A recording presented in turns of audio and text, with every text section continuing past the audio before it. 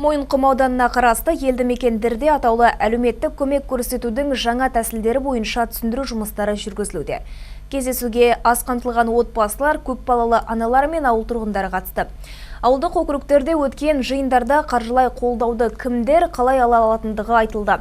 Еске сала кетсек, жаңа ереже бойынша 4 немесе одан да көп кәмелетке толмаған баласы барлар мемлекеттік көмекке құжат тапсырылады. Сондай-ақ жәрдемақы 23 жасқа дейінгі күндізгі бөлімде оқитын студенттері бар барлық көпбалалы отбасыларға беріледі. Айта кетсек, 4 баласы бар отбасыға 42.500 теңге, 5 баласы бар отбасына 53.125 теңге, ал 6 баласы бар жанұяға 63.750 теңге, 7 баласы барларға 73.370 теңгеге дейін жететіні айтылған.